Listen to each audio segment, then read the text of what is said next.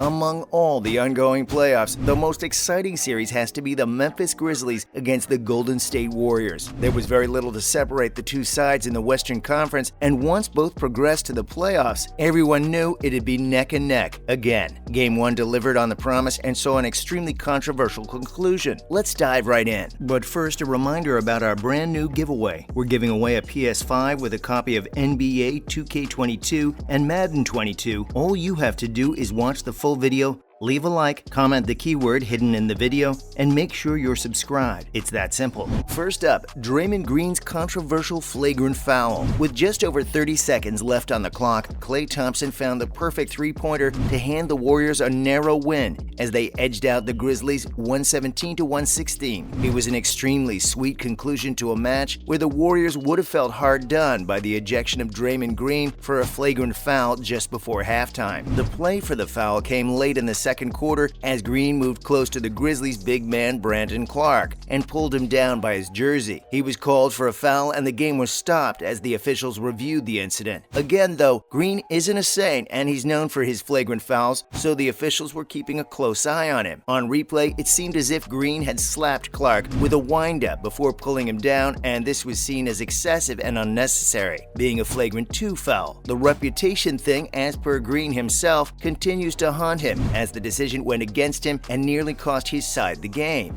Green believes that the decision was very interesting and slammed the officials for deciding on merit rather than the truth. He added that despite the foul, his intention was keeping Clark up rather than throw him down to the floor, and the officials somehow saw the opposite and ejected him for throwing Clark. It's actually visible on replay that Green's holding Clark's jersey even after he falls to the floor, and it seems that there was no malice in the challenge. Next, we have a thrilling win for the Warriors. Game 1 usually is the game when both sides test the waters and feel each other out. For sides that finish within a few wins of each other in second and third, the Grizzlies and the Warriors knew each other well, so it was down to business from the very first minute. That's the biggest reason why the Warriors shuffled around with their team and benched Poole in favor of Payton to defend Ja Morant. The decision was rather futile because Poole came on to record his career-high 31 points and led the way for the Warriors with crucial contributions coming from the likes of Curry, Wiggins, and Thompson. Defending Ja Morant proved to be a nightmare for the Warriors as he and Jaren Jackson Jr. shared 67 points between them. It was an extremely evenly matched occasion with both sides keeping each other honest. Finally though, Thompson made some space for himself and hit the go-ahead three-pointer with 36 seconds left on the clock. He proceeded to miss both free throws with 6 seconds left, and that gave the Grizzlies a chance to win it at the death, but Morant's layup went off the backboard and over the rim as the Warriors clung on for a thrilling win at FedEx Forum. The idea was nice from the Grizzlies and it did work in Game 5 of the first round, but luck was against them this time as the Warriors saw out the game. Now for the post-match reaction. After the thrilling win, Steve Curry, talking to the media, explained how his side has the championship DNA and their core's good enough to see out the games. He went on about the importance of staying in touch with the score even if you're behind and to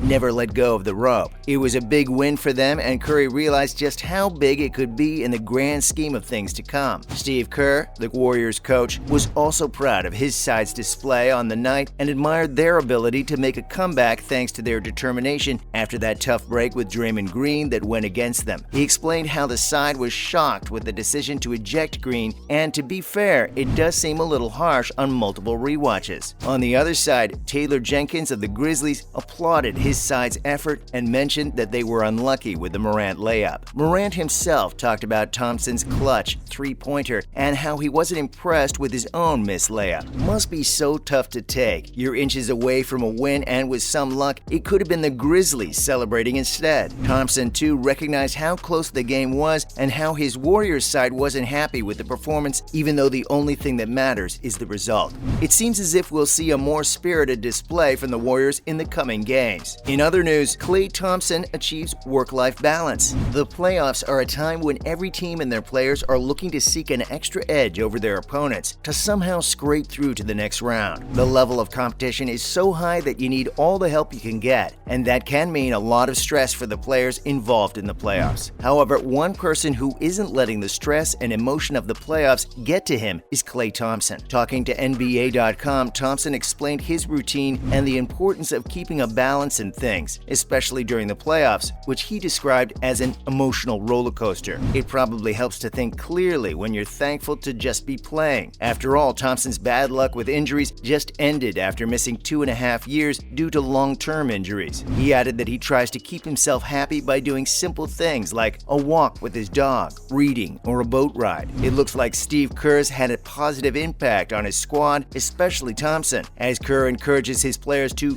fill the cup to avoid a potential burnout over the demands of the long NBA season. Grizzlies break 70-year record. The Grizzlies-Warriors series has truly lived up to the hype, and after Wednesday night's heroics from the Grizzlies, the stage is set for a grand finish. They might be 3-2 down in the series, but the Memphis franchise really stole the show in Game 5 by breaking a record that had been standing for the last 7 decades. As the third quarter neared its conclusion, the Grizzlies, without their star player Ja Morant, was leading the Warriors by more than 50 points. At one point, the Grizzlies were leading by 55 points, and with only 12 minutes left on the clock, they still had a lead of 52, which is the largest difference after 3 quarters in the last 70 years. That wasn't the only impressive stat from the night, as the Grizzlies delivered an extremely dominant performance against an uninspired Warriors side who never managed to take the lead. The damage was done in the first half when Jaren Jackson Jr., Tyus Jones, and Desmond Bane combined for a brilliant performance, scoring 77 points, the most in a half in the history of their franchise. This has given the Grizzlies an outside chance of forcing a Game 7. There's no doubt that the Warriors will be much improved in the next one, but such a dominant display can have serious consequences. Bucks 1 win away. It was no less than a miracle, but the Milwaukee Bucks managed to do the improbable and pull off a superb win against the Boston Celtics. 99 out of 100 times, the Bucks would have gone on to lose that one, and that's why it'll be so hard to take for the Celtics. Giannis Antetokounmpo might disagree, but he'd be the only one disagreeing. After all, he was also the only one putting in just another historic performance and ended the night with 40 points, a match high. For a team that struggled so much throughout the series in shooting from the deep, the Bucks found the basket in all the clutch moments, going a perfect 6 from 6 in the fourth quarter. There was obviously a lot of luck involved too, as you simply don't make a comeback in the fourth without luck. Giannis's massive triple late in the game came from an offensive rebound and was a major key in the comeback. With Game 6 scheduled in Milwaukee, the Bucks will be hoping to close out a famous series win. Grizzlies dealt massive blow. Ja Morant was in attendance to see his side blow out the Warriors in Game 5. They've managed to avoid elimination, but they've been dealt a huge blow as Ja Morant has been ruled out of the remainder of the series with a bruised bone. His official status is doubtful, but as per the insiders, there's little chance that he features even if the series goes to a decider. Morant has been a class apart this NBA season, making his first All-Stars appearance, and without him, the Memphis franchise looks a little weaker. Although Jaren Jackson Jr. has been putting in some exceptional performances, the Grizzlies will be hoping for a miracle if they are to progress to the finals. That's a wrap for this video. Do you think Draymond Green deserves to be ejected in Game 1? Let us know in the comments below. Make sure to give this video a thumbs up and subscribe to our channel for more videos like this. See you in the next one.